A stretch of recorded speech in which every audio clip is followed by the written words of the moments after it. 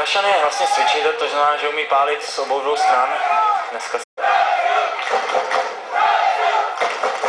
a tohle je výtečný line drive. Krásná postava dnešního utkání, bezchybný v obraně. A tohle je perfektní line drive, který nemůže skončit jinak, než...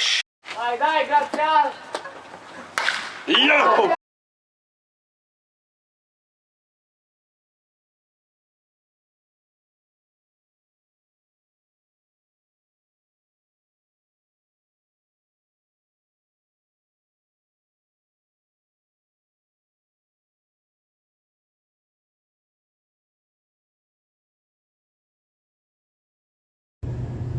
Hey everyone, my name is Kraszewski. I earned my PhD in history from Mississippi State University in 2016.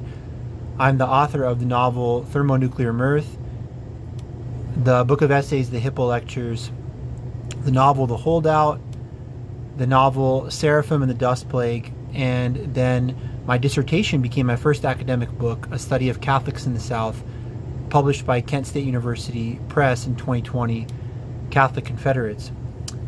In terms of baseball career, I started off at a redshirt season at Seton Hall University in New Jersey, and then transferred to a school called King's College in Pennsylvania, Wilkes-Barre, Pennsylvania. Played there between 2007 and 2009. I then played professionally in Europe in the European leagues, a season for the Ostrava Arrows in the Czech Extra League, which is the Czech First Division. And when I was playing back then in 2009 for this one season, the Arrows were already a very, very good team. We finished 24th overall amongst European Premier Division teams and runner-up in the Czech League. But they've gotten, I mean, even so much better now in these 15 years. Of course, you have, MLB, and then after that, nothing compares to that. And then, of course, even the minor leagues associated with Major League Baseball. But the Japanese League, the Korean League, different leagues throughout the world, even the best leagues in Europe, which are Italy and the Dutch League, primarily speaking, are still kind of working their way up. I, for one, would not be surprised at all if the Czech League down the road, if it continues to develop as it has now, becomes one of the kind of premier destinations, not just in Europe, which it already is in Europe certainly now, but kind of even on the world stage. So played a season there for the Ostrava Arrows, and then signed a 3-month contract in 2010 with the Namur Angels of the Belgian First Division. And this was very fortuitous and good and worked good because I had a whole season contract, a whole season in 2009 with Ostrava. But then I already was looking at I want to eventually go on and get my PhD. That's the goal anyways.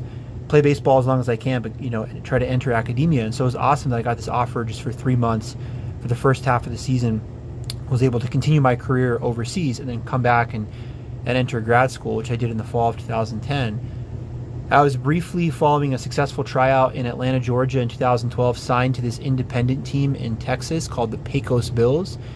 They were set to compete in the independent Pecos League. I still believe the Pecos League is still in operation now, but the Pecos Bills, you see my profile here, the team that I was signed for briefly never ended up playing even one inning. I was signed in December for the 2013 forthcoming season, May 2013. The team folded in January of 2013, and so I was released at that point. But a final note on my baseball career, the thing that I'm most oh, thank God, and it's kind of closest to my heart, is between 2011 and 2013, I got to play for the Polish national team, and I got to do that at European Championship qualifiers, both in Antwerp, Belgium, and Zurich, Switzerland. And so the purpose of this video is, okay, this historian PhD guy and 1917 Idaho Vandals baseball, Guy Wicks Field, a forthcoming book on World War I. What is the connection? Well, here's that connection. I'm coming to you from the wonderful, beautiful Guy Wicks baseball fields at the University of Idaho. These are no longer the baseball fields for the U of I due to the discontinuation of the program in 1972, but they were where the Idaho Vandals played baseball many, many ages ago, especially during the First World War, playing teams like the WSU Cougs, what was then called Oregon Agricultural College, today the OSU Beavers. And so I am working on a book now talking about the Great War on the Palouse. I'm going to look at the First World War, especially through the prism of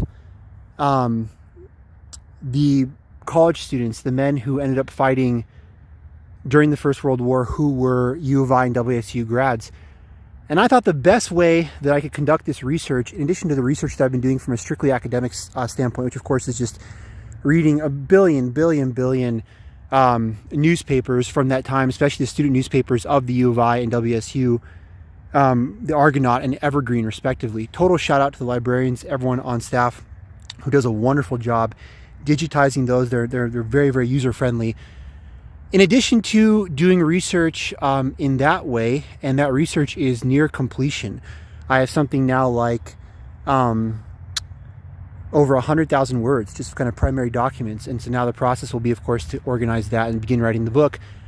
I thought my research would not be complete without coming out to Guy Wicks Field and hitting absolute scud lasers off the tee from both sides of the plate to honor the former Idaho Vandals players who played here during the First World War, many of whom, again, ended up serving during that great conflict. So the whole purpose was to come out today, hit absolute missiles 300 feet off the tee, and just pretend, basically. That's the whole point of research often, to see it through your subject's eyes, to pretend, what if I went back in time, played for the Vandals, and hit 4 home runs on this field in one game? That would be pretty cool.